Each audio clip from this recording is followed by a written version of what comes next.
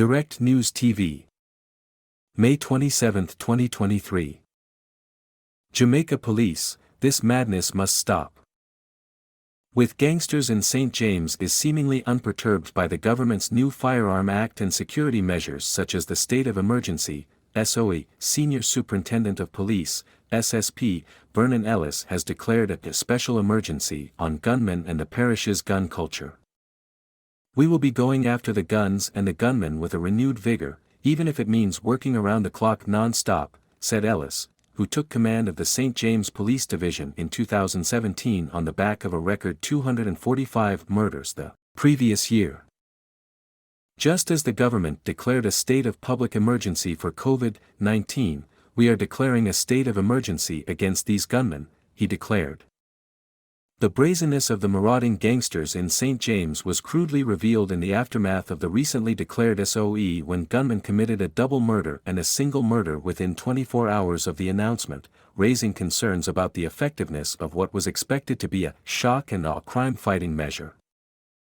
We have been arresting many gangsters and seizing record numbers of illegal firearms, but we are still having challenges, said Ellis.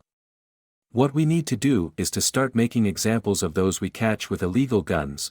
They need to face dreadful consequences, which will deter others who might be tempted to take up the gun. We have been planning and strategizing and we will be going after them with everything we have got. I am prepared to chase them to the gates of hell, but this madness must stop, Ellis stated. However, while Ellis is all psyched up and ready to snuff out the debilitating lawlessness, which has been churning out more than 100 murders in the parish every year since 2005, a former top-flight police officer, who is considered an expert in the security field, believes that even with the best of intentions without better support from the judicial system blunting the rampant criminality, it will continue to be a challenge.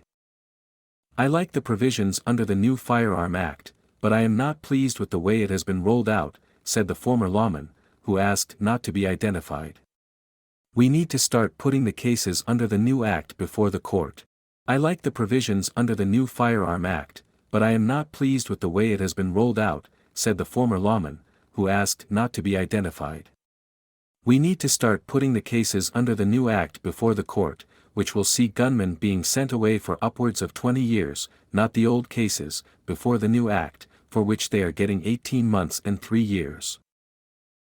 When quizzed about the views expressed by the security expert, Ellis says he has no issue with the judicial system as it relates to sentencing and offering bail to persons on gun-related charges, albeit he would be happy to see gun cases disposed of within 6 months so that persons are not allowed to be out on bail for extended periods, which sometimes could be for as long as 3 years.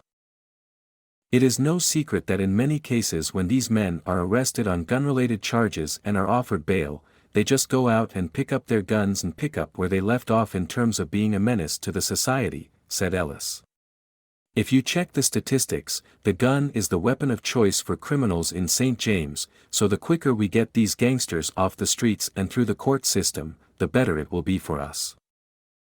While supportive of the various human rights provisions, Ellis is adamant that criminals should be behind bars and is not overly concerned about complaints about overcrowding in prisons. I am fully respectful of people's human rights, and I believe it is important to safeguard those rights, but at the same time, we must protect the society from these men who are willing to pick up a gun, a high-powered rifle, and go out and kill people and destroy families, said Ellis. That is not the behavior of civil society, and that is why we are declaring an emergency against gunmen and the gun culture here in St. James. Let us face it, gunmen have killed more people in St. James than COVID. In the meantime, Ellis is urging residents to continue to support and cooperate with the police as ultimately it is they who will reap the benefits of safer communities.